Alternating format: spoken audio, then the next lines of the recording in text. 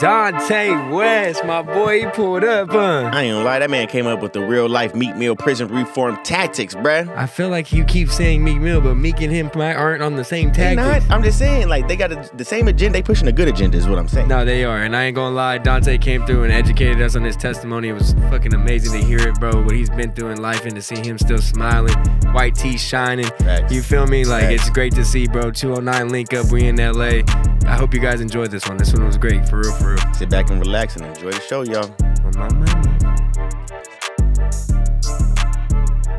I think we gotta start with a cheers, bro. Cheers. What Do that. episode? We all on the same shit. That's what's lit about it. Cheers. We all on the same exact shit. 209, man. Where Nate Diaz at? Hey, Come on. hey. Blow real smoke. Nick and Nate, no cap, no Let's cap. fix the mic so you can get it right in front of me. It's the circles on top. Yep, speak right in there. Yes, sir.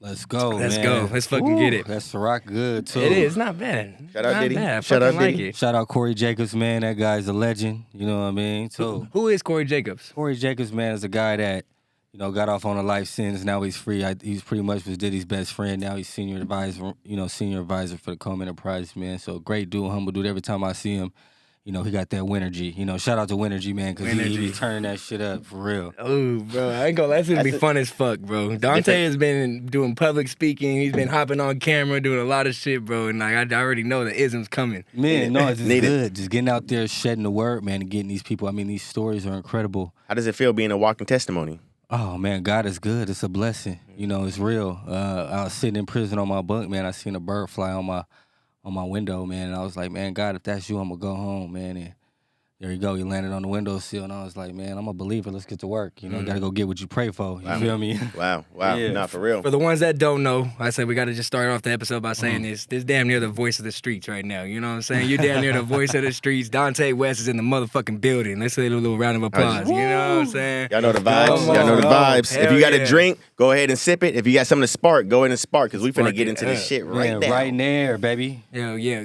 So let's take it back, D. Like, let's take it back to the upbringing, where you came from, where before all of this started happening. You know what I'm saying? Nah, literally, man, just grew up in Stockton, California, raised by a wonderful woman named Sandra Maribal, my grandmother. Never really knew my moms, and never met my pops. But just growing through Stockton, man, grew up on the south side, grew up on the north side, grew up all over the city. And just, having two younger brothers, man, 8, 9 years old at the time when I had gotten in trouble. And raising those guys, man, was just a blessing, man. My mom wasn't doing too well, but, when they was born, she had dropped them off to my grandmother. My grandmother was kind of sick, so just by, in the midst of going to high school, 16, 17, we taking care of these two young boys. I'm taking care of these grandma. Kind of got put in the fast lane quick, and realizing, man, we really ain't got no money, growing up on welfare, Section 8, living in these different neighborhoods. Y'all know how Stockton is, man. You grow up in these certain neighborhoods, and your role models is drug dealers, with the nice cars and the women, man. You see everything. You don't see no doctors, no lawyers, no, if you ain't going to the NFL, man, you in the streets, man. So diving in the streets at a young age, man, and kind of being successful at it, but then balancing, going to school and taking care of two little boys. I gotta say for that, taking care of two little boys, that's really the most highlightable moment that I feel like as a man, you know what I'm saying, needs to be highlighted. What is that for you? Like growing up, being a young adult, young child, and having to take care of two other ones, you know what I'm saying, especially with your grandmother. Like, what was that responsibility like for you? And how did you deal with that, even when times did get tough? Nah, just times got tough. I just, kept faith, and I just felt like I was a man, at a young age. So I was like, man, what could I do? How can I play my part in the household? How can I pay a bill? I start off like, we get all these bills in the mail. I used to run and go check the mail, didn't have nothing to do. And we see these bills come in, and I'm like, man, let me pick one of these bills out and see if I can hustle and go paying, whether it be a water bill, whether it be a PG&E bill. And then from that, you're paying all the bills, man. And then you just kind of get addicted to the hustle back then, though, but just kind of keep a straight, narrow path on just kind of making your grandmother proud and, going to school and doing the right thing, even though, Jonah, I went to school with Jonah, so it's just like, being in the streets just a little bit, but just trying to find that hope of like, man, we're going to make it to college. Right. But, I was thinking in my head, like, I ain't got really no chance to go to college because if I go to college, who's going to take care of this household right here? So, you got to kind of pick and choose your struggles and what you're gonna live for. No, that's real. That's real shit. That's yeah. real. Me personally, I just try and give a little bit of a comparison, but like I got two brother, sister, a younger brother and a younger sister. And I was actively, you know what I'm saying, I was in their lives too. When I was in high school and they were younger than me, I was trying to make sure that they was good. I wasn't financially taking care of my household, but like when it came down to like responsibilities, it was the same thing. But that pressure is what I'm trying to say for you is like dealing with that and still like, you know what I'm saying, like you said, like paying the bills, bro. Like your responsibility as a child should only be to go to school, to go, you know what I'm saying, hang out with the friends and come, you know what I mean, like go to sports, you know. And I still hear you now as you speak, like right now to this day. You want those responsibilities, in my opinion. Now, you know what I'm saying. The way, No, you want those responsibilities, man, because those responsibilities kind of make you wake up and go get it the next day. You know what I mean? When you're living for yourself, man, it's one thing, but when you're living for other people, it's another. You know, so it makes you really even go that much more harder. Yep. You know, and I think that's a testimony on how I'm free. You know what I mean? And just being home and, you know, and just being like you're not even supposed to be here. It's like what can I do now? You know, up to the date. What's the most I can do? How successful I can be in this short period of time of being free? You know, because I'm still supposed to be in a cage, man, and being reunited with my brothers. You know, recently I just seen them graduate high school. Yep. You know, my older brother Richard Watkins, Kamari, what I call him, and you know, graduating Lincoln, walking him across the stage, able to get him a car, and you look up, he's still in foster family. You know what I mean? So, you know, just seeing that and seeing him be successful and seeing him go out to real world is just exciting, man.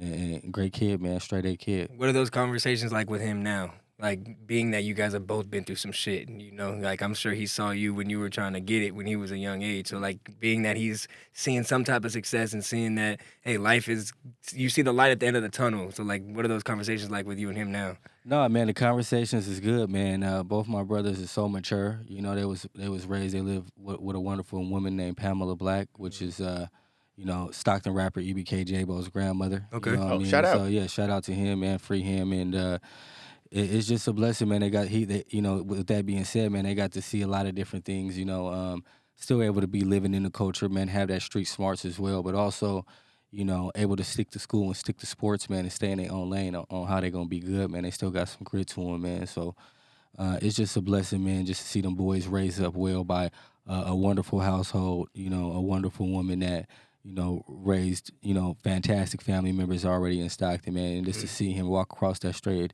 with straight A's tells a testimony to a person like Pam, you know. Definitely. In the household, yeah. Because, I mean, you hear the stories, it's statistics, and I mean, when you're in the system, it doesn't always go well. You know, there's very low percentages for that. Yeah, and just picking a foster family, you know, when I before I even went to jail, you know, it was a host of people that one of my brothers, you know, households that kind of opened the doors up for him, and I was just like, you know, Pam was the right spot for him. So just to see them grow up and be fantastic boys, you know, when I go to prison, because you know your worry is like, man, I'm in prison, you know, how will these kids turn out, man? They have no family now, right? You know what I mean? When they look around, they know it's not blood, but you know, blood don't make you family. You know, people that are there for you, in that case, make you family. So, you know, God is good. You know, to see that happen. Going through, shout out, graduation, you know what I'm saying, little bro, but like, how are we going about the right footsteps to make sure they don't dip into what Big Brother did?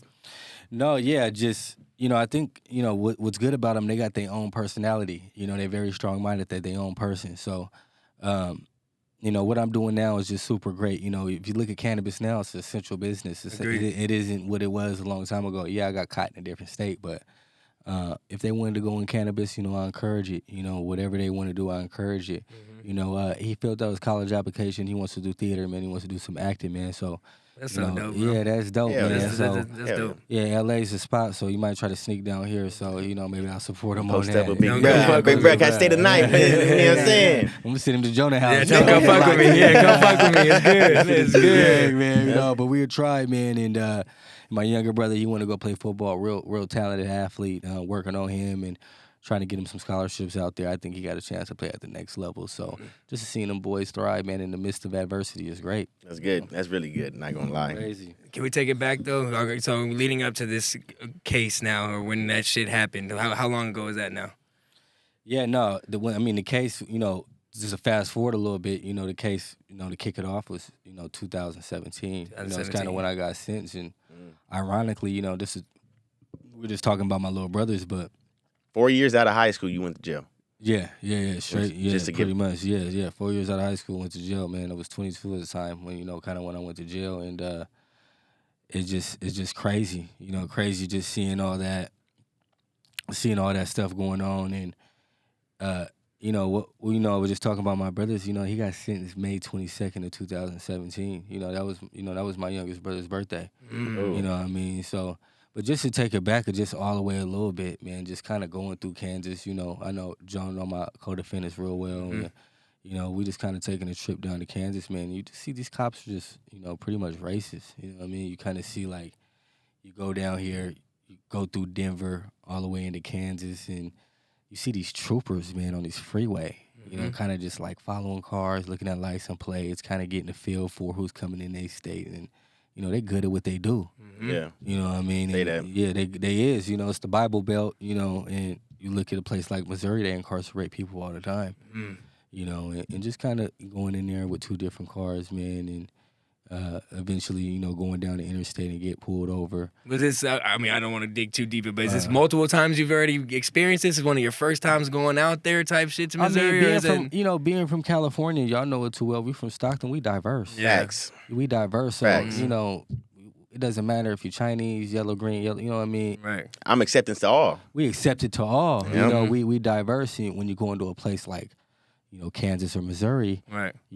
They have some divert, but really no divert. You know what I mean? And I'm not saying everybody racist, but they pay attention to what people like, wow, who's these people? That's not a state plates, black, people, people do look at that. If you look at the statistics. Swag's a little different. Yeah, I mean, the statistics show it, though, too. Yeah. It doesn't just me speaking out of character. I mean, the statistics show it when you look at, who people pull over, and it's surprising to everybody around as well, and just going through the interstate, going down there, eventually getting pulled over for actually having dirt on our license plate. Oh, my God. That was the reason why they pulled you over. Yeah, that was the reason they pulled us over. It was dirt on the license plate. It wasn't like, and it was, in court, they were arguing like a decoy low car, right?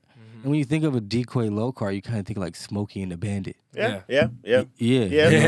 For sure. You think it's Smokey and the Bandit, right? Yeah. So when when the police pulls us over and he wipes the license plates off, right? And he tells us to go wipe his license plates off. He searched the car. He finds a little nug, writes us a little ticket, and it was just like a joint, you know what I mean, inside of a Swisher wrapper, and shout out my co-defendant. He had took the ticket for that, and the trooper said, "Hey, go down to, the Shell gas station, just clean off your license plate." And I said, "Cool, we'll go ahead and do that."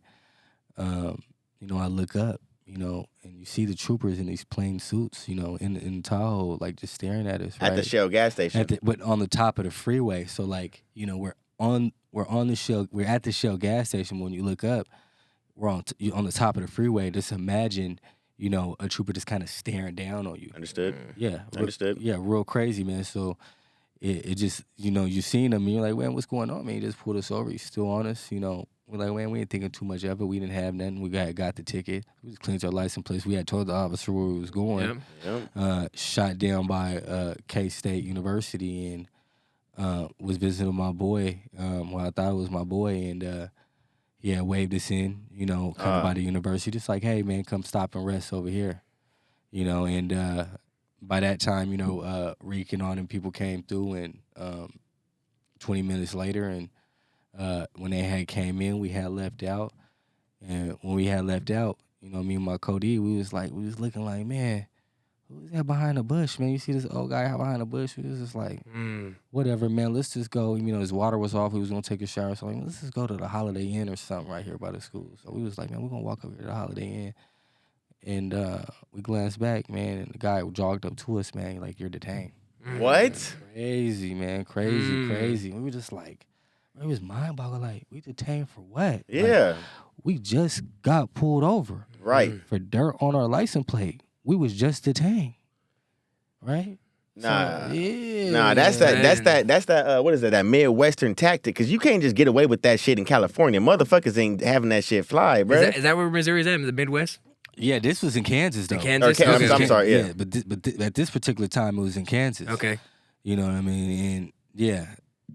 Nah, I I mean, imagine that shit. I'm not gonna lie to you. I'm actually, I can ask this. It's like, all right, no, damn, I gotta get my story chapters right. But I want to ask, bro, like, racist as fuck. You already knew, nigga. Literally, racial profiled y'all, literally, because y'all black and y'all literally, you know what I'm saying, dirt on the license plate, bro. What do you can't go back and you can't sue, bro, for that. I mean, You know it was, bro, profile, like for sure, like, bro. Like, I mean, at that time, I really didn't experience the justice system like that. You know what I mean? So I didn't know what was what. You know, when I went in prison and I did my research and I started understanding what was happening in America, you know, it was like, wow, like, it ain't people just ranting about it, man. It's in black and white. all You know right. what I mean? It's in numbers. You know what I mean? So, but just experiencing it self-hand, like seeing a guy on the freeway just staring down at me. I'm just Followed like, you the yeah, whole just way. followed me the whole way, but it was just like when going and eventually, you know, getting detained by this other police department, you know, it was Because crazy. other the police department. 'Cause you're going to different- Yeah, you- we were going to a different city, Yeah. so we got pulled over on the freeway, right? That's then- highway patrol. Highway patrol. We get back on the freeway. We go to our destination. Meet up with my boy. County police. You know what I mean? Get out. You know, they calling from county to county. Mm-hmm. And then eventually, man, they thought it was a drug operation or whatever. And, you know, they jogged up and they detained us. You know, searched the car again. Was nothing in the car. They ended up searching the other car, finding, you know, a few pounds of marijuana and some other things, you know, and... But in Kansas, is that a serious offense? Like, is that a Yeah, couple pounds? yeah, Is yeah. that You big? Schedule 1. You It's know, a big. It's a big deal. Yeah. Yeah. Yeah, it's a big deal out there. You talk about, you know, a political climate where they send people to prison. I just gotta know. I gotta take a step back real quick. Literally, bruh jogs over to you. You're being detained. Feeling? What'd you feel? And what happened? Yeah, no, man, I'm feeling like confused, you know, really confused. Like, you know, jogged up and detained us and said, hey, we're detaining you for, you know, we believe a drug transaction is going on. He was like, man, drug transaction, we just got pulled over. We ain't got no drugs in our car. At all. I mean, we believe it's another car. And then eventually, man, they go, you know, those guys, you know, my Codies, they take off running, they get spooked, and I don't blame them, man. They end up take off running, and they end up searching the car and finding a bunch of drugs. And it was like, man, the dude upstairs got scared and was like, hey, you know, I'm gonna buy a pound of weed off him. You know, Donte, that's his name. And I was like, what? Yeah, who said I was gonna sell him a pound of weed in the first place? What the fuck? I mean, yeah, he know me. Who don't know me? You Right. know what I mean? That's how I'm looking at it. You know, Straight up. You know, they end up charging me for it. You know, end up going to jail that day. You know, and that was Distribution to conspiracy to distribute and possession with the intent to distribute. This is that bullshit, man. Yeah, This that bullshit. We're a real serious charge, man, and my heart was broke. You know, going on this road trip, first time ever out of state. And all I could think about is my grandmother, you know, and all I could think about is my brothers. Like, damn, like, I gotta make this call back home, and that's a heartbreak call. Yes. You know what I mean? Like, just to say I'm in jail in a place that we don't know nothing about. Right. You know what I mean? And it's just And a crazy. place, a place you have no idea where. No idea. You talking about? I'm just rolling out here. I ain't here 24 hours. Yeah. You feel Not me, supposed to Jay? be here for that Literally. long. Johnny, you hear me? Like, nigga, I wasn't out here 24 You're hours, supposed so to I'm be in a here. climate like, damn, I'm sitting in jail. Like, me and my Cody, we like, man, we gonna in here thug it out for a second. You know, my Codies is on the run. They all over the news. They think we some high profile drug lords or something. Man, they blowing us out of context, and you know, just, you know, sitting in jail, they eventually turn themselves in. You know, we all in the same unit. We talking, we on the phone, and, you know, I never forget it, man. I end up calling my I end up calling home, you know, like I was supposed to do, because she was gonna know where I was at, man. And I told her, man, I'm in jail. Was that a hard pill to swallow? Man, hard pill to swallow, man, because, you know, a parent never wants to hear their kid go to jail. Mm-hmm. You know what I mean? They feel failed. They feel they failed. They feel they failed. You Mhm. know, you talk about a woman that, you know, her whole life was dedicated to raising me, you know, and then eventually my brothers. But, you know, she wasn't no wealthy person. She was on welfare, Social Security, you know, food stamps, hustling, and, you know, she woke up every day just to make sure my life was good, and just to call her and let her know I was sitting in jail, man, she died from heartbreak. You know what I mean? Literally. You She's know, not with us no more? not with us no more, you know. Man. So, you know, R.I.P., man. R.I.P. Sandra J, you know. So, it just, you know, seeing that, you know, calling her from the jail cell, you know, me getting to talk to her, and she was like, man, oh, baby, man, you just don't know, man, those people. She was from Texas, you know, from down the south anyway. So she was like, man, and people don't play, you know. So I'm like, I'm gonna get home, man. I'm gonna get a bond. They gave me a ridiculous bond, like $80K or whatever. You got to spend $8K. I was able to hustle it up, get out, get back home. By that time, she was dead. So it would suck, man. My brothers was going to school.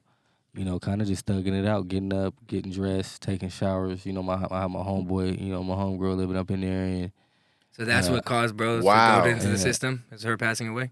Yeah. Well, yeah. No, they wasn't even in the system when she had passed away, right? Because I have my boys. They was doing it. Wide Dre, they was living in the house. Fuck. So when I went down, I had people kind of like Take care of looking out a little bit, and they was just kind of young. You talking about 8, 9 years old, just getting up, going to school. I mean, the school was only a block away, Right. at the time, but they was just getting up and going to school. How do they? Who finds out that they're not being properly taken care of, for lack of words? I mean, eventually you gotta, eventually teachers start asking questions. But but they was probably being taken care of. You No, for sure, I know. At the time, you Yeah. know what I mean. But eventually, I ended up flying back. So the fast forward, I bonded out. Right when I bonded out, I wasn't in there too long, but she had died quick, and then I had bonded out and went to go see my brothers, and then try to figure out like, hey, What the? yeah. No, hold on. I gotta. When you literally said it, I'm sorry, but I gotta get this off my chest humbly. You say she died from heartbreak. Like literally, this phone call that you made to her. How long? What time period went? Man, like 6 days. Are you kidding me? Not too long, man. Not too long, man. She died quick. What they do to you, bro? That's what I want to get out of it. Oh man, you don't believe it. You don't. Come on, you think like what? Like, you don't believe it. My grandma's my angel, bro. Like, Angel, like come no on. cap. She can't do me wrong. Everybody right now listening, right? They love their grandma more than they love their mama. I can't imagine what No she's cap. doing. No cap. No You cap. talk about like a grandparent, like all they on the earth to love you now. Yeah. Love you, you know what I mean? Cook the Unconditionally. best food. Man. She coming short, if you got a little $5 short. No cap. She don't care either. She don't care either.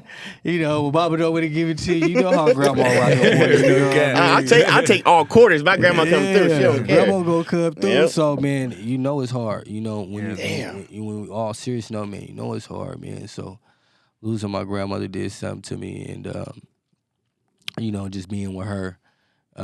And I feel like she's all around, man. That's my guardian angel. I feel like when I end up going to prison, when I didn't believe she passed, I ended up getting out, picking a foster family for my brothers, and great foster family at that, man. That's they're fantastic now. But just fast forwarding all the way to the point where it's like I'm sitting in jail. My Cody's on the run. They end up turning themselves in. I end up bonding out. Picking a family, going forward. End up hiring a lawyer, Which was staying out for a little bit. Did same lawyer from the beginning to the end? No. So this is a lesson learned, man. Know your lawyer. Ask questions. Be obsessed about your case because a lawyer has many cases. And then they have to decipher which one they're gonna really spend their time on. Man, it's a lot of reading, a lot of police reports, different things like that. But end up hiring a lawyer. Met this guy outside the courthouse and kind of just chatted up with him. He was like, man, heard about your story on the news. You're like a fantastic man, come to my office. His office was right down the street. I looked up in his office and I just seen, books everywhere, like bongs and different things. He was like, man, I was a prosecutor. I do some law work. I went to, the law school around here and your case isn't that big, man. Let me take care of it. Just shoot me some cash. I was like, man, all right, man. I gave the guy, I think $5,000 or whatever, $7,500, and he was like, man, I'm gonna get to work, man. Don't even worry about it. Just go home, take care of your family. I'll just call you on the phone, and when I need you to you're come. back in Stockton at this time. I'm back right? in Stockton at the time, and when I call you, I'll call you. So I'm back home. Wiggling, you're back in, you're back in the knife. Packing, but really just packing up the house. Yeah. My grandma was dead. All the belongings was in there. I lived in a nice house. Yeah. I moved my grandma into a nice area. So, but just packing up the house, getting my belongings, getting situated for my brothers. Countdown's months away. Yeah. So Literally though, like literally though, Yeah. you know what I mean. You kind of like I'm selling all my shoes. I had like a couple nice cars. I'm selling the cars. I'm trying to get as much cash just to pay for. Damn. Where my brothers go, and the exit of life. But just going It's This is crazy. Bruh, the weight, bruh, nah, why this is nigga. crazy too is because, bro, I've known Donte for a little bit, and every time I see him, he's got a fucking smile on his face. Facts. Every Came fucking in here. time, Yeah. bro. You know what I mean? And Yeah. you've been through some man, shit. I'm free. I'm Yeah. free. He man. keeps- God keeps is saying good. that. What's more than money, man? Freedom. Real talk. Like, your freedom is worth. That's the most important asset. If you free, you good. You know, your freedom is the most important thing. Money is whatever, but as long as you free and you can do the things you can do with your loved ones and be there for the people that really care, you know what I mean? What you get money for? You get money to go spend it with your loved ones. You get money to go, let's put a smile on someone's face, you know what I mean, and pay the bills that knock on your door, right? You know what I mean? But your freedom is important, man, and Did you value time a lot before all this happened, though? Like, think about it for the first time when you got booked. Like, was time valuable to you before then? Yeah. I mean, I always was like a person to see what I could do most in this day, but I value time way more now since I got it taken away. Nah, I could imagine, bro. Only imagine. So I ended up hiring this lawyer, you know, was chilling at home for a while, you know, getting my life together, spending time with my brothers, and I fly out the week of trial. You know, this is crazy. I fly out the week of trial on a Monday, seen the lawyer on a Tuesday, and I'll go into his office. He was like, "Donte, come here." And I'm like, "What you want?" He was like, "What's going on? You know, how we doing?" And I see all my papers scattered all over his desk. You know, I'm like, "So what's going on?" He was like, "I ain't read your case." What? He wasn't fucking prepared. No. Listen though, he was like, "I ain't read your case." I'm like, "Tom, what you mean? My case?" I gave you this money. No. I'm like, no. Tomorrow's court. I'm like, Tom, gave this money. What's what happened? He whips out this doctor's note, man, crazy. Like, bro, it's like a movie, I swear. But like, he whip out this doctor's note. Doctor's note. What the fuck a doctor's note? I'm reading the doctor's note. He was like, man, he had a stomach virus. He was like, listen, I'm going to submit this into the court, right? And when I submit this into the court, they should give you a continuance because I need to get to work and read this case. I'm like, cool, whatever. I said, when we go to court, he was like, when we go to court on Wednesday. I'm like, nigga, that's tomorrow. Yeah, Tuesday. Yeah, it's Tuesday right now. He was like, you ain't gotta go. I said, I'm going. I gotta go. I'll be there. Yep. Yeah, I'm going. He was like, all right, come on. You know what I mean? So I'm like, meet me at Burger King, you know, before early in the morning. You know what I mean? So I'm like, all right, man, we better have it our way then. You know what I mean?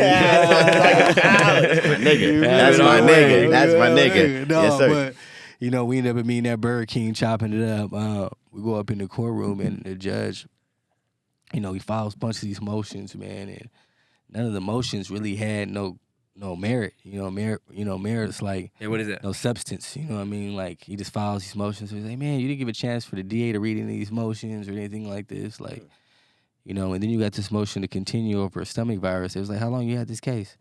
He's like, well, we had this case almost a year.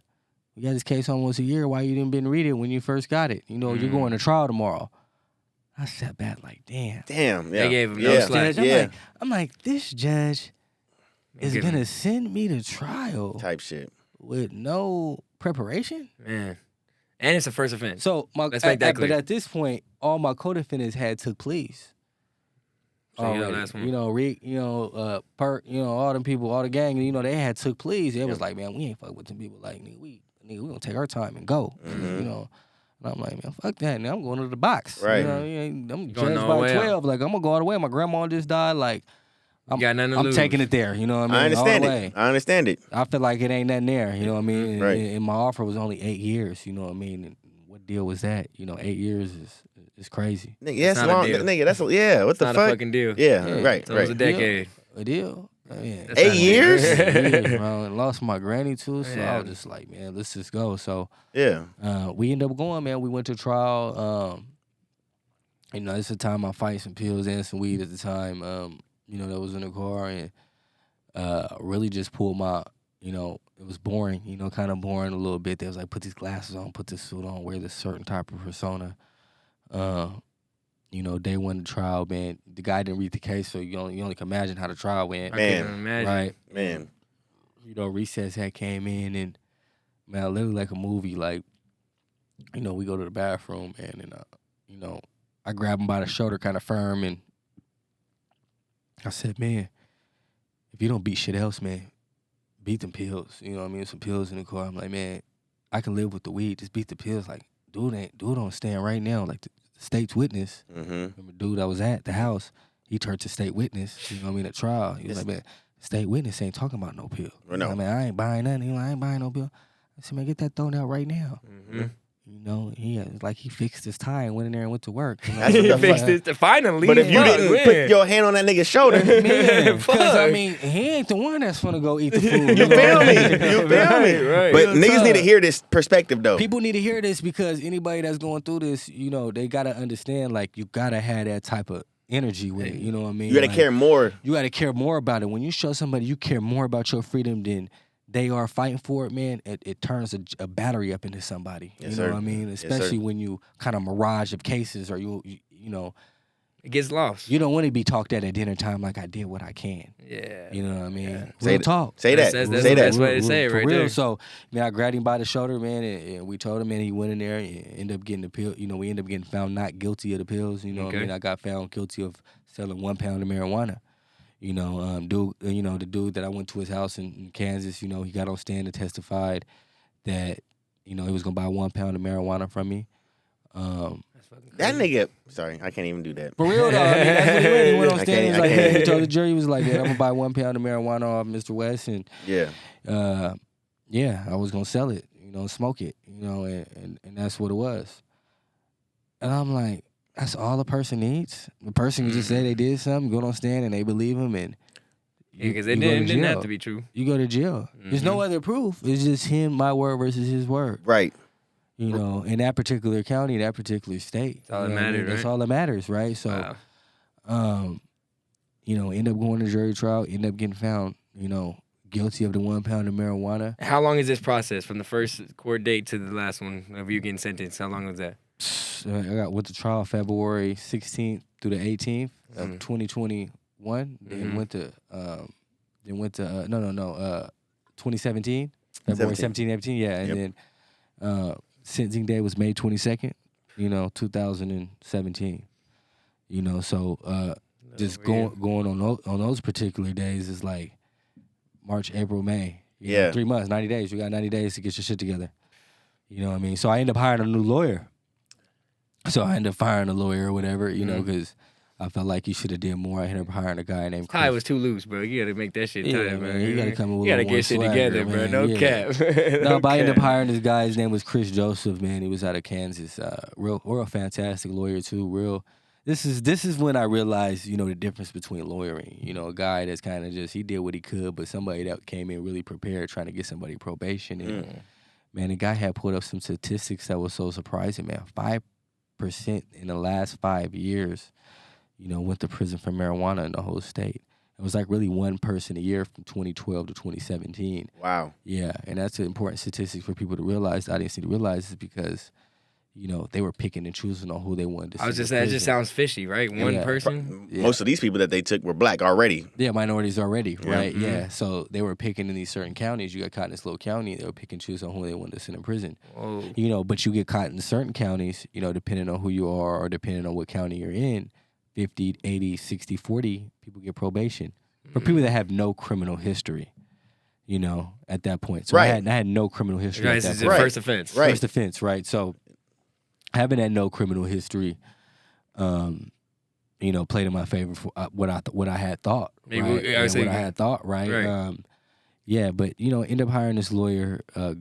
You know, went up there and pulled these statistics up. You know, kind of showed the judge this, and he was really interested in it. You know, but he was kind of stuck on like, man, I already sent the other guys to prison. You know, he's probably gonna go to prison. You know, and it was like I stirred up a beehive or something like that. Is kind of what the words he had said, and just going down there and you know end up going to that sentencing date. And you know, shout out to Brandon Cooks. You know, he from Stockton. I know y'all know him. He wrote a fantastic letter to the judge. Wow, that's man. respect. Yeah, he was like a Patriot fan or whatever, and he had wrote a letter to the judge. He's my good friend, and you know, he had read all these letters, looked at all these statistics, and you know, said, you know, I'm sentencing you to, you know, 92 months in prison. You know, What is that like? 7 years, 6 months, years? 7 years, God, 8 months. You God. know, in prison for this weed, and you're gonna do, you know, majority of that time. So you're gonna do like, you know, pretty much 7 years For at 1 a pound. time. 1 pound. One One pound. Yeah. Yeah, and the unique thing is what people need to know is like 1 pound and 66 pound is all the same consequence in Missouri. Wow. It's 1 pound and 66 pounds is all the same consequences. It doesn't matter. If you got caught with 50 pounds or you got caught with 1 pound, it's the same mandatory minimum in a sense. America got to do better. Go ahead. Gotta do better. California can be like, oh, you get a slap on the wrist, but Denver, then over here. But hold on, let's talk about the state right next to it though. Yeah, Denver. that's true. You know what I mean? One of the first. Mhm. You know what I mean? And they prey on that. You know, so looking at shit like that, dog, Right. it's like wow. So, I want to take a break in the timeline. Like, I know you educated the fuck out of yourself in this process, but like being uneducated through this and seeing it, like, what was like that notion to be like, fuck, like I really gotta learn up on this shit before I fucking go any more further. You know what I mean? Nah, man. When seeing good lawyering, end up getting sentenced to prison. He tried to get me sentenced to probation. That didn't even happen. Getting sentenced to prison and just sitting in jail and just, I looked at my lawyer. And said, man, do everything you can to get me out. I had it in my backpack. I was like, I'll do everything I can. I got you. And but it's going there and just knowing my lawyer didn't read my case. I felt like I had a shot. I'm like, man, if this guy would have read it, maybe he could have beat it. That was one of my first motivations. But I would say like, what really drive me to go in there and like kind of like study law is, it was like the last ride to the airport. Because I had to go turn myself in, and I had like my younger brothers in the back seat. Going to that Sacramento airport, man, and like we jamming, listening to music, and I glance in the back seat, man, and I see my baby brother just crying, you know what I mean? And it just did something to me, like I had PTSD from it almost. It's like all I could kind of dream about is that, you know what I mean? And it was just like a sense of energy, like I'm not doing it for me anymore. I'm gonna go do it for them, because I don't want them without somebody that they know that's their blood. So switch right then and there. Yeah, it was just a switch, you know what I mean? Just, I'm jamming, I'm gonna turn myself in, whatever, and then, I look back, man, I see them kids crying, man. So, when I knew when I got on that plane amongst like the lawyer not reading it, I was just like, it's time to go. So as soon as I get into jail, I got sent to a prison, and I see these lifers walking by. I'm in El Dorado, like, they send you like the maximum security get screened and stuff. And I see these lifers walking by. I'm like, where y'all going, OG? Where y'all going? And he's like, man, we going to the law library. I'm like, law library? I'm trying to go to that. How I get on that? It was like, man, you got to get to your prison first. So I ended up getting sent to, the bus ended up getting me to go to one of those prisons in Kansas. And I ended up going in there, and I was just like, I'm just going here and just read. You know what I mean? What's that like though? Like walking in the doors, I think of like Longest Yard and shit.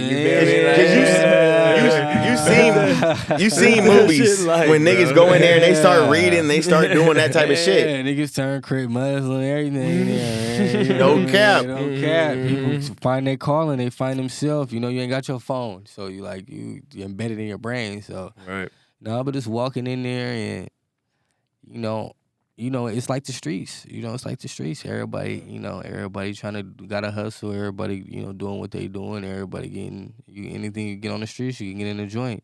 Mm-hmm. That's the crazy part of just like how useful you gonna use your time. As far as the politics and everything, I stand on too. I ain't worried about that. We come from the jungle. So it's in us. So. Yeah, playing around. Yeah, and it ain't even like that. It's like, let me do me, and I was on a mission. Ain't nobody gonna interfere with the mission anyway. I feel like that when that switch happened when you were on there, you weren't even in there for that. You were in my like, switch, I'm in here for weed, and if you in here for weed too, I'm gonna get you out. That's from top of time I was on. I'm reading these books. Everything so I just hopped in line, man. Breakfast is at 4:30. After 4:30, I go to the law library from 5:30 to for a few hours, man. I ain't gonna lie, man. The shit I was reading, I didn't even understand. Like Chinese, what I mean? Right. Yeah, real game, just real talk. Like right. I'm in there reading it, I didn't really understand any of it, and I'm sure you had your moments where you just shut the book, like fuck this shit, right? Brain hurt, you know how that is. You know what I mean? When you can't solve a problem, but just reading. I mean, I would read like all type of stuff, man. I would read like people getting sued. I would read like Nike versus whoever, and all type of lawsuits, Kim Kardashian, all those people. So I read all these different type of lawsuits, but You know, that's only when I got tired of reading criminal law. You know, like people that got conviction overturned, people that got they won an appeal, people that kind of had some success in the courts, because there's a process when you go in prison that you can file for appeal. You know, with an attorney, you can file for post-conviction relief, saying that the state has you in prison unconstitutionally. Oh. You know, you can do different things like that. You can file for a clemency, you know, to the governor of that state and say, hey, you know, can you grant me a sentence reduction? You know, See, but how I see it is like I feel like my lawyer, if I'm paying him so much, should be doing this work for me to know that, right? Yeah. I paid $30K. You know, so they did the appeal. The lawyer did the appeal. But are you learning this? Are you figuring this out? Like, hey, bro, like I heard of this thing and I was reading up and it's talking about an appeal. Yeah, like, in the beginning, you're right, know? right. It's crazy, right? You're right. You hit it on the nose. Like in the beginning, I would send him like, "Oh, what do you think about this?" You know, I was like annoying. I'm trying to anything. Because maybe some of the things I was sending didn't make no fucking sense in the beginning, right? You know what I mean? But you know, I would just sending them stuff and letting them, you know, breathe on it. You know, and he was working on the appeal. I had, you know, hustled up $30,000. You know, and he was working on the appeal and. You know, he ended up losing the appeal. You know, Oh man. Yeah, he ended up losing the appeal. You know, first year in prison, he tried to get me out on the appeal, ended up losing. And I called him like, all right, nigga, let's do. I'm like, all right, counsel, let's do a post conviction motion. Like, I've been reading about this. Like, he's like, man, 98% of those don't even win. 98. He's like, man, you gonna try to do that? Like, by the time you get at, you gonna be time to go home. You know what I mean? Like, and plus, if I do that, I'm gonna need another 30,000. I'm like, damn, I ain't got no more money. I didn't bond it out, gave a little 30 racks. And You damn near gave, bruh, all your lawyers, damn near almost 50,000 at this point for lawyers. Man, Okay. bonding out lawyers and just messing around, like flying back and forth. And Oh, yeah, see, that's, yeah. And taking care of home. yeah. I hear you. I hear you. Had to get that bread. I hear you. Know, and that's in the story for another time. But, you know, just really just had to. But after the first appeal, bro, and getting denied, like discouragement has to be playing a factor. You're not motivated no more to be like, I still can get out. Are you? Like, be honest. Nah, man. That's how I lose the appeal. I was like, man, the win in court is hard, you know. But, you know, I continued after I lost an appeal, you know, and the lawyer was like, man, you could just call me anytime. But, you know, but I ended up beating this other lawyer named Richard Ney. Okay. Third lawyer, no money, never gave him $1, you know. But I mean this lawyer named Richard Ney, great guy. His number is actually free for all the inmates, you know. I mean, I still remember it too. And just called him and just, you know, told him. I feel like your memory's on point. Yeah, no, really does, you know. You can't forget about this chapter of life. This is a big chapter. Yeah, It's been a season. It's a big chapter, man. He answered the phone and I told him, and I met him because I was like, who's this dude that keeps winning, man? I read this thing called LexisNexis, and he was just getting everybody's conviction reversed, overturned, and he was just like this boy. He was so articulate with the way he expressed himself in law. I was like, wow, like this is like my second year reading all these cases. You know, I was consistently reading, so like, second year I was like, ooh, I want to read some more. You know? You're getting into it. But I would read, and I called him, and I said, hey, you know, I lost in direct appeal, and I'm looking to file a habeas corpus, which is basically ineffective assistance to counsel, you know, basically alleging that the state has me incarcerated unconstitutionally. Jesus. You know, so he was like, man, that's impossible to do. Like, you know, by the time you do that, he was like, what I'll do is I'll answer the phone for you. You can, you know, talk to me about whatever, but, you know, I don't got no time for that. They don't win. Wow. Like, damn. Like, you know. But it was cool that he told me to call him. I called him, you know. I called him like 4 times a week. He was like, hey, you got to call me later, man. I'm doing a lot of stuff right now. But I'll bug him, man. I was like, what you think about this sound? What does this sound like? What do you think about this? And, you know, I'm grateful that he picked up that phone and sharpened my brain and put me back in the lane that I knew that, you know, I was closer and closer to kind of getting free. And I was just writing this motion, you know, even though they told me that 98% of people lose, I was like, you know, I can't let my brothers down. You know, I can't let myself down. So I'll write the motion. It took me about 3 years to write it, but I eventually just sent it in, you know, and it was just an ineffective counsel motion. I said that, you know, if my lawyer would have read my case and interviewed these witnesses, you know, it would have been a different outcome, and that outcome could have been like, you know, basically I wasn't selling them the weed. 100%. You know, and they had found when I was reading the case, man, the deal was like, it wasn't no deal. Like the dude never got charged in the case. Like the dude that testified on me never got charged Wow. with buying weed. Wow. Yeah. So Yeah, he was scot-free. Yeah, Yeah, that's I was weird. saying, That's yeah, weird. That's a Just let key him moment go. right now. Yeah, that's weird. Yeah. He was scot-free, and he had other drugs in his house that he didn't get charged for. But he was white. But on the stand, he told the jury that it was no deal. So how is there no deal? Hold on. And you're being... But I'm in jail. There's no deal. And you're not even getting charged for the drugs that happened with me, but you're also haven't got charged with the drugs that was in your house. Are you free from the law? What deal was made? Yeah, there's Right. immunity at this Right. You're point. saying there's no deal, but what deal was made for you not to be charged for other stuff unrelated to this case? Right. Right. So I was a light bulb in my head, right? So I sent that in and was like, maybe this will work. And then I was like, man, this lawyer didn't read my case. And, you know, this, that, and the other. And I had alleged other things too. You know, I kind of just did like 5 things, you know. But that was like my strongest point. I was like, man, whatever. But I was like, man, I didn't think it was going to win. I was just like, I would just act. I would read. I would, you know. You had nothing to lose. And this is the key. This is the key, like, to the success of everything that went on. It was like, when I was reading these cases, I was reading everybody that won, right? But the most important thing is to read the people that lost, because then it shows the reason why they lost. So then you don't have an argument back, right? So it's like you study the losses to gain the ultimate win, you know? And that's kind of how I eventually prevailed on that motion. You know? Yeah, you know what I mean? But the key thing, this is how I met, like, you know, the mayor of LA and everything. I did the thing, remember in the beginning of the podcast, I said, you got 2 things. You got clemency, and you can either, and then you got the post-conviction relief. Right. Yes. Right. Yes. The clemency is a thing that I did that I thought that was going to be super good, right? Because it was like, I was going out, when I first got to the prison, I was elected to go speak to the kids.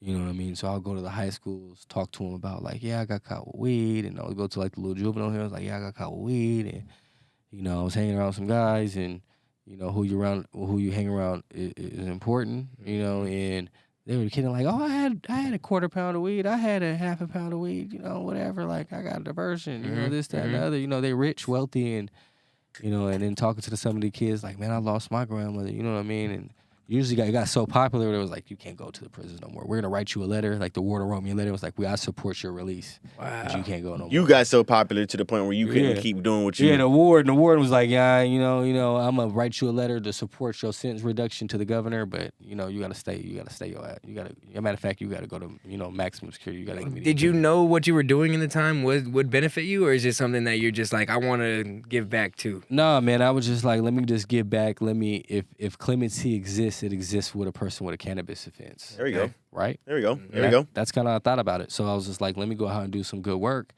you know, while I'm fighting this, like I'm doing this legal stuff. Right. And I joined this little group, you know, just to kind of figure out how can I help, you know, and just get better every day, you know, and take advantage of the things that I kind of take interest in prison, you know. But just going out speaking to them kids and trying to help people, the next generation, get better was huge to me. And I think that paid off. I think the universe rewarded me on that, you know, for sure. And You believe in that? Would you give to the world to give back? Yeah. I think what I give the world, you know, I don't know what kid was in there listening. There was some kids in there crying, so, you know, I don't know what kid went in there and listened and actually changed their life. And there's gonna be, you know, a judge, and, you know, might see another Donte in front of him one day, you know, and may give him that decision to give him that ultimate freedom. So I take that serious, you know. Right. And when you're investing in the youth and different things, but just going out and talking to them and filing this clemency, you know, I ended up writing, you know, 125 state representatives. I wrote 40 senators, you know, all in the state of Kansas, right? Really, yeah, real talk. And I wrote, you know, I typed up a letter, you know, sent it to all of them, you know, hustled up 165 stamps. And I just... People need to hear this, bro, because people are just sitting there thinking they can't do shit. You know what I'm saying? Like, you really, like... They can hear this podcast in the joint, man. I literally just... You know, I end up getting these addresses to the state capitol, and I was just like, man, I'm gonna write all these people and just let them know I'm in here for a pound of weed, even though criminal history. Like, hey, if y'all support I said, you know, I basically said, if you support a sentence reduction, you know, write me a letter of support, you know, And 4 people wrote me back. And Wow. supported Okay. it. No, Right. respect. Bipartisan, though. 2 Republicans, 2 senators, 2 state reps, 2 senators, you know what I mean? Oh, wow. 2 state reps, 2 senators, you know what I mean? So Bro, your lingo, hear your vocabulary, what you're saying. Like, that's just crazy, though. Crazy, No, bro. no, Crazy real as talk, These right? are higher ups. But Crazy even as getting fuck. even crazier, 3 of them sent me a letter of support, but one came and seen me. His name was Willie Dove. He was a Republican out of Kansas, Leavenworth County. And Shout out Willie, man. Shout out Willie, man. Facts. Passed the hemp bill in Kansas, and he came in literally. It was like 7:30 in the morning. You got a visitor. You got a visitor. Got a visitor. The prison shut down. I'm like, oh, why we all can't go to the day room? Why we can't? It was like, man, there's a big person here. There's a big person here. And he pop in the door to come in. It was like, my name is State Representative Willie Dove, District. State representative. Yeah, and I got your letter, and I wanted to meet you in person and sit down. And it was middle of COVID, and he was like, I tell him my story and everything. He was like, man, I did not know people were sitting and doing this much time for marijuana. Man. You deserve to go home. You've been here almost 3 years, you know. And I was like, yeah, I agree. You know, I was like, my office is kind of by the governor's office. I'm gonna, put a bug in her ear. You know? Wow. And I was like, man, black guy too, man. I was like, Oh, he's a black guy. Black Republican guy. Nice. You know? Or Yeah. black Republican. Yeah. Okay. Yeah. All right, it's good. Okay. If you need a vice president, I'll have my guy. You see? That's fire. That's Yeah, my dog. man. Straight up, though. That's fire. lit. That's lit. But no, literally it's just crazy, man, just seeing just the whole form of everything and, seeing. Bro, that gotta give you hope, right? Like that convo after 7:30 in the morning, like you. Nah, and man, then- it gives you hope, man. He walks out of there, man.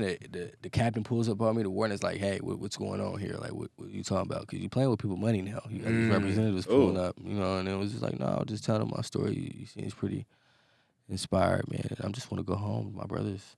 That's my goal. Like, I don't think I should be serving this much time for marijuana. You think so?" I was like, So you think so? Yeah. Come on now. Like, for real. Being real with them, though. Right, You know what I mean? right. Well, heroin and marijuana are the same type of consequence, So That's it's like, crazy. you think so? And when they dig deep down, they know so. They ain't supposed to be there, Yeah, right? they know. They know. Now, 1 pound of, what'd you say, 55 pounds? Yeah, 55. That's ridiculous to me. Yeah. Yeah, no, it's That's true. ridiculous It's to like me. he might as well just bought the whole fucking 50 box for him. You man. feel me? The load through, Yeah, No, right? get the diesel truck, fill it up, y'all. Like, goddamn. But get straight to it. So, but seeing that dude really inspired me. Seeing that dude really inspired me really well. And he ended up leaving. Didn't hear from him again, unfortunately. But, I'm in there fighting this case. And I'm thinking, like, I ended up getting front page of the Kansas City Star. They had made Missouri recreational at the time. So, if people don't know. But you're sick in there, Yeah, right? no, Like, but if come people on. don't know, it's 2 Missouris. It's Kansas City, Kansas. No, 2 Kansases, right? Kansas City, Kansas, and there's Kansas City, Missouri. I didn't know that. They're literally like 2 minutes from each other, like 1 minute from each other. Super, super, super close. So, Oh. and they're literally right next to each other. And I'm on the paper. It was like, man, will this guy receive clemency? And I'm like, bam, like people were telling me like, oh, you're on the paper, like, dude, you gonna get it, like. And then that's when I had called my family, Jason, and I had let him know like, hey man, I'm in prison and I need a little more push. And he was like, damn, you still ain't out? Like, let me get on the phone, right? And you're from Stockton, man, downtown, really from the bottom, real hood dude. And you talking about Jason Lee? Yeah, Jason Jason Lee. Lee, Hollywood Unlocked, man. Shout out to him. And yeah, you feel me? He's a legend, man. My family, and I wouldn't be home without him and his push too. His platform, his gave it. platform, his push, man. He did everything. Called the mayor, called the governor, the mayor of LA now, but was former congresswoman, and they got on board. And they had so many people. He was calling Kim Kardashian. He was calling everybody, man. And I was building up this momentum. And I'm like, man, clemency gonna happen. Like, I think it's gonna happen. Like, I got a good shot. Like, as long as if I get out 5 days early, I'm happy. No cap. No, For real, though. Yep. I'm grateful and I'm thankful, you know what I Right. mean? And I seen that stuff happen. I'm like, buzz. And then, I get another visitor, transition, man. A couple weeks, about a month go by. I get woken up around like 7:30 in the morning. The guard says, yeah, your lawyer's here. I'm thinking like, what lawyer are you talking about? I ain't hired a lawyer. He in a said, I minute. ain't got no lawyer. Right. And I walk in this room, and I see this old guy look like Santa Claus. His name is Chris Biggs. He has paper scattered all over the floor. I'm looking looking at the papers. I'm like, they're my papers I sent into the court. Like, that's my stuff. He's like, yeah, Mr. Westmoreland, come sit down. He's like, man, we received your motion inside the Riley County Courthouse, and I want to say this is probably one of the best motions I've seen an inmate write. And I'm like, yeah, you playing, man, whatever. And he was like, man, no, listen, I wouldn't drive 2-3 hours to come tell you about this. I'm old. I'm 65 years old. You know what I mean? I've been a prosecutor for 30 years in the county over. This is my first time ever doing some defense work. Wow. You know what I mean? It was like I was former Secretary of State, OG, guitar player, vibe. I still talk to him to this day. We locked in. We family. Respect. We Thank you, family. brother. Thank you, bro. Thank you.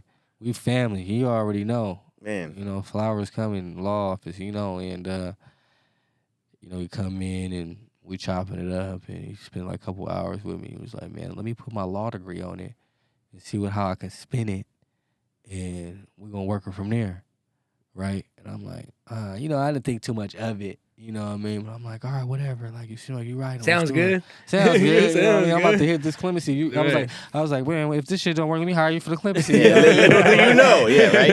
I know you're a Democrat. You know what I mean? Go ahead. All right. Yeah, I'll play the politics. Like, I think I gotta bring your phone. Quit playing. I'm fucking weak. Yeah, and I was like, yeah, you shot that. I was like, yeah, I see you got a little buzz over there. You know, he was like, but listen, I'm hired. I'm appointed by the court as my public defender. You know, appointed by the court to represent you on this post-conviction motion. So it made me feel good at that moment that I had enough, you know, merit on my motion to get a call from an attorney, you know, and get appointed a lawyer. So that gave me some motivation. And You're doing something right. Doing something right. But then I went back to, you know, work and start still working on the clemency and getting the buzz on that. And, you know, eventually I ended up getting a letter, you know, I ended up getting a court date to appear in court. COVID that ended up happening. You know, we still in the middle of COVID. And Let's side note that. What is COVID like in jail?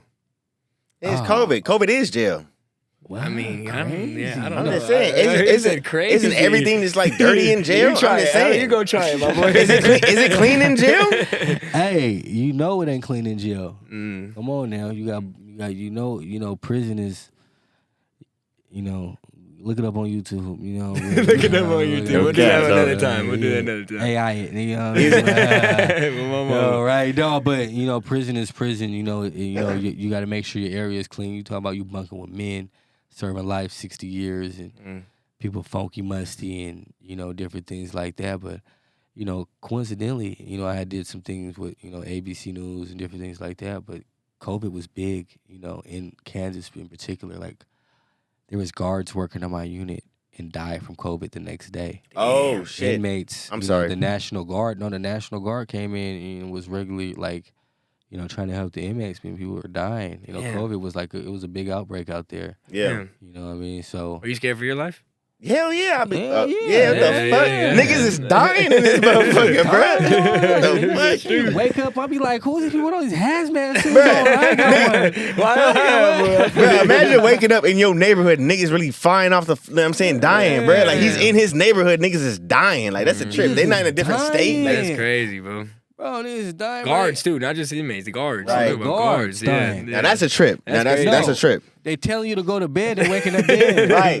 They telling you to go to bed and then waking up dead. Oh fuck, Come man. on, bro. Nah, So it's real. It's fucking real. it's fucking real. So I ended up getting a letter from, you know, my lawyer saying the courts are shut down to COVID, and you know we gotta wait a little bit. And we just kind of talking back and forth, and it was like, all right, I got you a court date to hear everything. Like, they want to see it.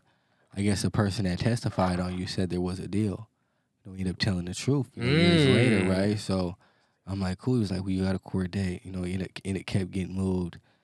And then Fuck, we're in motion so much, but the shit just keeps fucking the world. But I'm is not fucking even up. really worried about that. I'm like, man, this clemency from the pop. I got a letter from the warden. I got a letter from the captain. I got Congresswoman Karen Bass. I'm like, I got motion on the clemency. Can I do, what is clemency? Clemency is when the state that you're in, a prisoner can ask a governor to reduce the sentence or commute the sentence. Okay.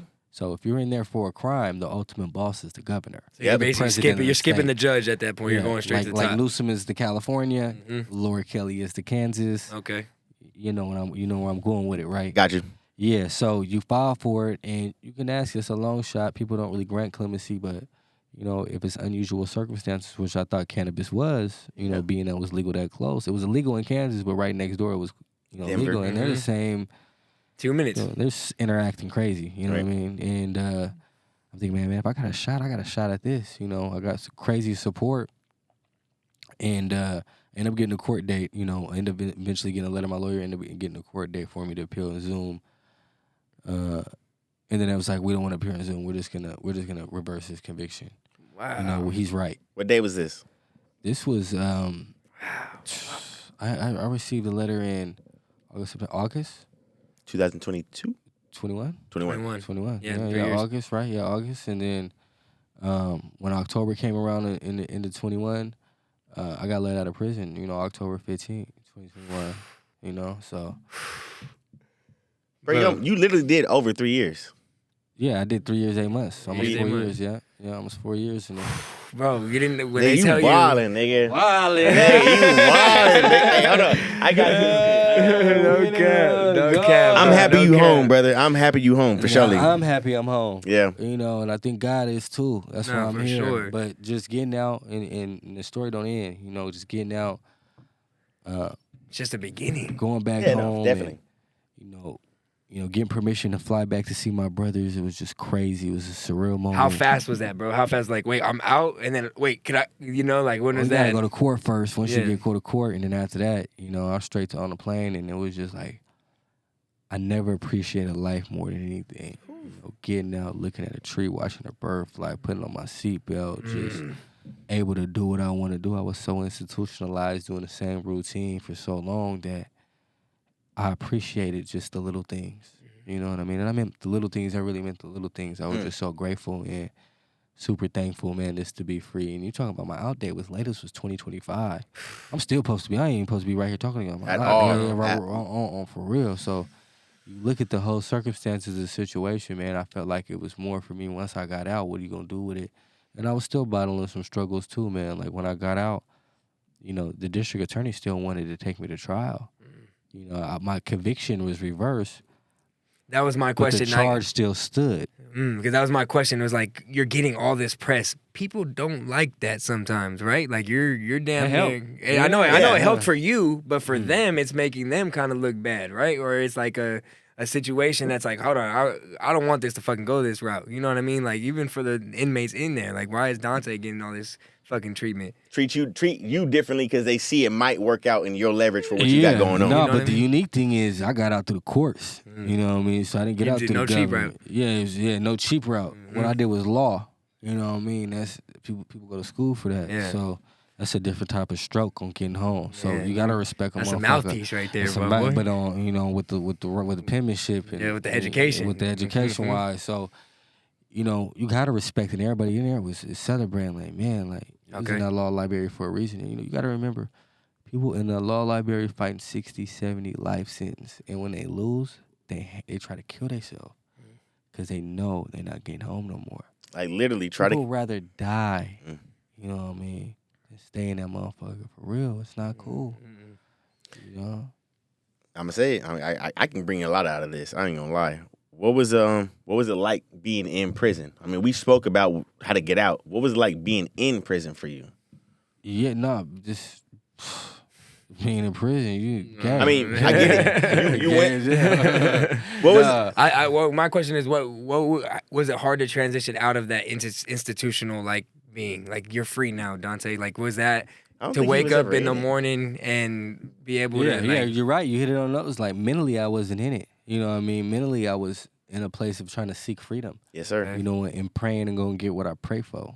Real talk. So it's just being able to turn that switch on and really, being that force to be reckoned with, and just kind of seeing when you see them people hanging themselves, and people were hanging themselves when they lose, it was like, I got to do everything I can to win. And when you got that mama mentality, you look at Kobe like, I was consistently in there. You know what I mean? It's not like I was like, I'm inspired today, not inspired tomorrow. I'm inspired this week, not inspired next week. When you consistently be at something, you'll be good at it. You know what I mean? You'll be good at it. That's like a lion approach, a ninja mentality. You know what I mean? So when you lock in on something, you got no choice but to be one of the ones. You know what I mean? Cut from that different cloth, people say. So, I would just, and like I said, I was still battling. Like when I did get out of prison, the DA did want to take me to trial, So during that course of me being free between, October 21 and that following year in 22, I was fighting my case still, because he was like, man, before I give you a misdemeanor, you will go back to jury trial.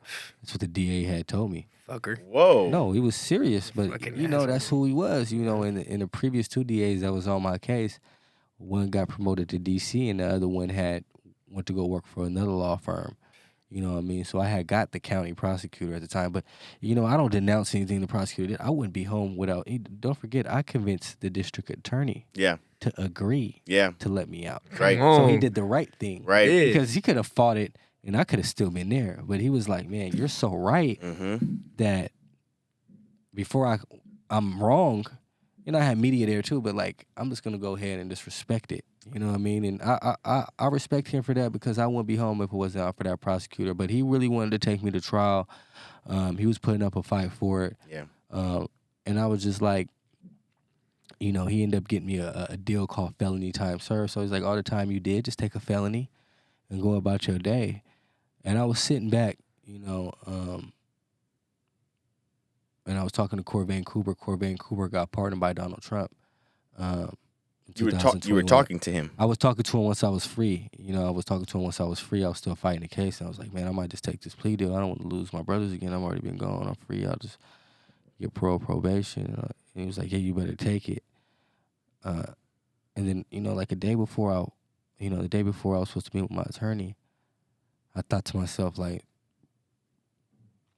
I already got this much momentum. I might as well take him to trial again. And I was like, well, I'm just going to go back to trial. And I want to talk to the district attorney, and I want to know why does he want to give me a felony? And, and my lawyer looked at me and laughed. He was like, man, we got you out of prison, right? I feel him, though, right? He was like, we got you out of prison. I ain't getting paid. I only got paid $200. Got to make that fucking clear. To the people listening, though. To the people listening. Yeah, and I've been driving 200 miles, so we got you out of prison. We got the DA to get you out of prison, right? And then you mean to tell me that you don't want to take this felony time? So I don't even know if I could be a lawyer anymore. We didn't came this far. And at this time, I don't know if people remember, I had met the Last Prisoner Project. Shout out to them. They do good work. I've heard about that. Yeah. I've heard about the Last Prisoner Project. Yeah, so I work for them now. I'm on their staff and great, Ivy League lawyers. Shout out to our director, Sarah. Wonderful, fantastic lawyer. That's respect. And I work for that organization. A ton of ambassadors on there, and was able to secure a release for the few people. But I ended up meeting them. They were like, hey, whatever lawyer you need, we'll get it for you. Don't even worry about it. I was like, no, I'll just stick. I don't want to be spending people's money. I'm very kind of mindful in that. And I was like, I'll just stick with the guy, my public defender guy. He's already got me out of prison, worked his hard. Like, he's good. Right. We don't need anybody else. But he was like, man, I don't know if I could be a lawyer anymore. You know what I mean? I'm thinking in my head, like, well, I can go hire a lawyer. Worst came to worst. So I said, my last ask from you was like, let me talk to the DA. He was like, man, defendants don't usually talk to the DA. And I was like, man, we spoke in court, I just waved to him, whatever. We spoke lightly, but, if he agrees to talk to me, let's do it. Yeah. And he was like, well, after this, I'm pretty much done. And I'm like, cool. So he gets on the phone. He gets me a call. Like, he gets on the phone and he says, Mr. Westman, what do you want? What do you want to happen in this case? And I was like, I need misdemeanors or I want the case dismissed. He said, why do you believe that should happen? And I was like, do you realize where I'm from? And y'all from the same place. I'm like, do y'all realize where I'm from? Like, if I go back home with these felonies, I'm going to live somewhere in the Yams. I'm gonna live in this dedicated areas where it's high crime. Yeah. And I'm going back home to get my little brothers. That's serious. So you set me up for failure, not for myself. It ain't about me. It's like who I'm about to, what I left behind. I can't get loans and different things like that. So really, I'm not free when I got a felony. That's not true freedom. And he was like, man, you gave me a lot to think about. Give me a few weeks. You know, my lawyer was like, that went well, you know. You talking, He said, okay, we can't Donte. You know what I mean? He was like, oh. He calling. He hang up with me. He called me back. He was like, Donte, that was a DA. He want to dismiss your case. I'm like, you lying? He was like, no, for real. He want to dismiss it. Dismiss the case? Dismiss. He was like, he said he gonna file a motion to dismiss the case. Wow. And I'm like, I sat back and thought, like, man, God is good. God is great. God is great. God I'm is thinking in my great. head like, and then you know that in April of April 17th of 2022, you know, I ended up, you know, in April, you know, April of that year, was it 22? Yeah, April of that year, you know, I ended up getting the case fully dismissed. You know, and now I ain't got no criminal record. None. It's not even on your record? Not even on my record. So, you know, Nice. it's called, I'm like the 277th exonerated person in America right now. Let's clap that up. You know Come what I mean? on, man. Clap Stop that fucking. up. Yeah. Come on, University bro. of Michigan Law School. Hell If anybody yeah. want to research it, man. So God is good, and I ain't supposed to be here. And more importantly, it's like I ain't got my grandmother, but I felt like I found my calling, and you know, being free, you know, able to, you know, be a cannabis entrepreneur now. And once I got free, I met You're not just cannabis. You're corporate cannabis. Let's say that. Yeah. You're in a whole nother cannabis. You know what I'm we saying? in Like, cannabis that, you know, we in the cannabis that really, you know, really turns it up, you know, and really got a story behind it, really authentic. And, you know, some of the stuff that I sell in Missouri even goes to, you know, the cannabis prisoners, you know what I mean? Putting it on for debit phone time, hygiene, you know, different things like that. I sell some weed. I try to put some money on somebody's books because I was one of them. Yep. They ain't supposed to be in prison right now in Missouri when, you know, even though I was locked up in Kansas, I put money on people's books in Kansas, but, you know, because everybody in Kansas goes to Missouri to buy marijuana and takes it right back over. They doing the same thing I was, you know, allegedly doing. You know, you compete. Yeah, but now they going back getting their medicine, and it ain't just people, young people. It's Army veterans, it's aunties, it's soccer moms. It's a diverse portfolio of people that love that cannabis. That's blowing that smoke. You know what I mean? That's what I'm talking about. They That's blowing what I'm that smoke. That's You what know I'm I talking mean? about. Yeah. you said you found your calling, bro. Like, Yeah. what did you ever picture it to be? Prison reform and shit like that? Like, in the Nah, I cannabis believe it industry? just, you know, being in prison, you know, you'll meet these repeat offenders. You know, I was a person with no criminal history, but you'll meet these people that are locked up for weed, man, serving crazy amount of time, man. And there was a guy named Kyle Page, and I'll tell the story just a little bit for the podcast. I had met this guy, he was like my bunkie, man. He was from New Jersey, fly cat, you know, ordered cat. And we just be chopping it up. He was reading a lot of books. I was like, man, what you reading over there, G? You know, I was like, oh, I'm reading this, I'm reading that. So I'll steal books from him and read them up and chop it up. And I learned his case. He was like, man, I'm in here for some weed. I got caught with like, you know, 60 pounds or something, but I'm doing some time. I'm like, man, but you ain't been in trouble since you was 18 years old. And he was like, yeah. I was like, man, if I ever get out, we be daydreaming. You know, like you daydream out of the stars, nigga, in prison. Daydream. We in minimum camp too, so like you can stay out a little later. And I said, bro, if I ever get out before you, I'm gonna come get you. You know what I mean? I was talking shit to him, you know what I mean? But I mean that, like if I ever get out. He was like, for real? He's like, man, if I ever get out, I'm gonna come get you. So we were just talking, man. We daydreaming, kind of like getting out, and I ended up getting out. And you know, I kept in contact with him in prison. I was like, man, I'm gonna try to get you out, doggy. You know what I mean? And we ended up writing a kind of like this parole board to kind of get some of his good time back, and he was able to see his daughter before it. You know, was able to see her daughter before the holidays and stuff. So able to get some time back for him and did that. And once I seen the smile on his face and, you know, him testify to that, I was like, man, that feel good. You know, go to Missouri, help a guy named Robert Franklin get out, man. And just seeing success of just getting people out. He had like, you know, crazy like 40 years or something, man. We ended up getting him out in 12 years. And just kind of like picking a case, you know, learning about the family and figuring out creative ways we can get people out through the legislator or, you know, through legal, you know, through courts and reuniting them with their family. Because if anybody deserves a time reduction, it's people that's locked up for that weed. You know, so that just drive me into a zone to where it's like, you know, being around all these lawyers, and these lawyers kind of respected what I kind of did. I'm like, man, let's team up like the Avengers. They gotta respect it, bro. Let's- You learned it yourself. Listen, I'm like, shit, let's turn into the Avengers and get all these people out. Y'all Right. with it? And they was like, man, you with it? So, you know, I got a great Rolodex of attorneys, man, and they taught me so much stuff, but they really passionate about getting people out of prison, especially for weed, because it's like, Wow. man, if I can get someone out and give them their freedom, then I'm giving them their ultimate gift. Yeah. You know what I mean? Freedom from slavery. Oh my Facts. God. They Real in there. bro. Powerful stuff, you know what I No, mean? it's very powerful, stuff, bro. man. Like I God said, is good. He's great, bro. And it's been a minute since I've been in your presence. I feel the growth in you, bro. I know you've been through some shit. You know what I'm saying? Like, I'm proud of you, bro. For No, real. man, I'm very we proud of you. man. We from the 9. I'm proud of y'all. Like, you know, we got to come do this. We got to come together and talk about this stuff because your platform definitely, you know, they gonna know somebody that's locked up and do different things like that. So, like, Definitely. the more we can shed it, the more we can inspire. You know, I might not spark a change. When you say I might not be the light that sparked the change, but shit, I might spark someone else's change to spark the big change. You know what I mean? Okay, It's Tupac. a Ripple effect. Yeah, Okay, you know that Pac. shit. Okay. Okay. Come on. Shit, I'm not bro. gonna lie to you, just to humbly say, you know what I'm saying, from brother to brother, you know what I'm saying, black man to black man, bro, Yeah. giving your extensive story on what you've gone through, that's something that I pull from a lot. Because, like, I've never been to prison. You know what I'm saying? But to the value, you know what I'm saying? Not the value, to the extent that you actually put a value on, like, your freedom is worth something. A lot of people value money. A lot of people value materialistic things. A lot of people value not freedom. You understand me? Yeah. Dealing with an individual like you this whole entire session for the last, right at this moment, hour 15 minutes, I really want to say humbly, is it kept you being younger than me, I look up to the words that you said on this platform today.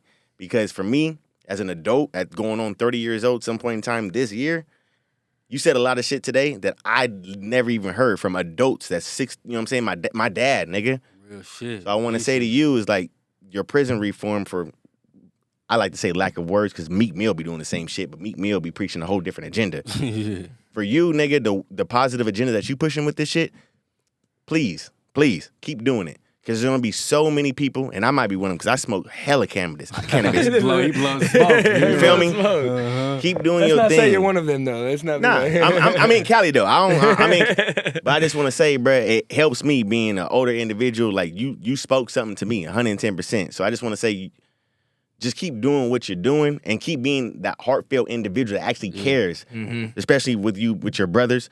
Pass that shit on to other individuals that you don't share the same bloodline with, and you do, because you reach back. You know what I'm saying? You do that, but just keep doing that.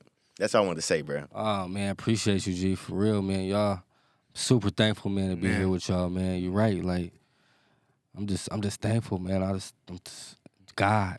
That's all you can do, really. God, like, man, I'd be like, man, when you go to sleep at night, I think everybody should do this. When you go to sleep at night, make sure you done everything in that day. You know what I mean? Everything you did in the day, do everything you can that day. Just get better. Like, and I feel like I want to keep, you know, one thing I can say I miss about like that structure of just like did I read enough? Did I walk enough? You know what I mean? And that's the thing that can't go unnoticed either. Like, God, 100%. The main structure, but the work you put in. The bro. work. You gotta put fucking work in. You gotta pray and go get what you pray for. Yeah, you can't just God's not gonna give it to you. help me. Yeah. And don't do the work. Like, you have to do the work, and you will get Agreed. rewarded. You know? will. And I'm just thankful, man. And we're gonna keep going. Like, we're from the 9, bro. We From the out. 9. We're from the Nigga. 9. That's bro. my Hey, some nigga. legends. We talk about, hey, before we go, we gotta talk about some legends coming out this city. There man. is right You now, said bro. one on this podcast. Shout out Brandon Cooks. Man, shout out B Cooks, man. Legend, man. $100 million man. Really out the trenches, though. I remember He on the him, man. Cowboys now, so He on I'm the geeked. Cowboys, You bro. He know, I'm geeked, happy. man. You feel me? I'm a Geeked. Cowboy fan, so I'm ready. Man, but he's really from the bottom. Yep. You know what I mean? Really from the trenches. Put the work in. Yeah, he put the work in. He's really one of the ones, you know what I mean? Cut from a different cloth, worked hard and got what he prayed for, man. And I got nothing for love for, man. I love that dude, man. That's my brother, man. Every time I called him in prison, he picked up, man. So That's lit. shout out to him, man, for real. Name drop a few if you want to, though. Shout out Jason Lee, too, though. Yeah, shout out Jason Lee, man. Jason Lee, man, is a legend, man. My family, you know, real good dude. Real, I mean, look, I seen him built that brand, man. Now it's a $50 million company, man. You just seeing people just win, you know. Look at all these people in the city, man. You got Nate Diaz, you got Lil Florence, you got like you got a lot of them, You got a bro. lot of it, man. Yep. You got a host of people, Yep. man. You got all these rap groups coming out, man. So man, shout out to all those guys, man, and this is a blessing, man, just to see everybody thrive from the city, man. Future's bright, bro. Future's bright, man. and there's so much. Thick, man. We bring this some Yeah, shit. That's yeah, fact. yeah. That's fact. That's a fact. That's a fact. Shout out Lil Ron Leak. He in LA right now. Hey, shout out Leak. No, get Leak. We need you on the other side of this episode, man. Come on, we're gonna bro. get Leak on here soon, bro. No cap. No cap. Yeah, bro. Donte, we appreciate you for pulling up, bro. We didn't get it down, 110%, bro. For real, for real. 110%. Thank you again for spreading your testimony. It's gonna touch somebody, man. Keep spreading that joy, bro, because you over here shining for real, for real. Most definitely. Blowing Smoke Podcast, Donte West. We up out of here, man. Come on, we gotta do the sign out. Hold on. We gotta do the proper sign out. Go ahead. All right. Do it. Y'all already know it's your boy JG, You y'all. already know it's Jay Jonah in this motherfucker. You already know Donte West, man. Revolt TV. We up out of here. Yeah. To the moon, cause you already know it's blowing smoke. Ta-ta-ta-ta.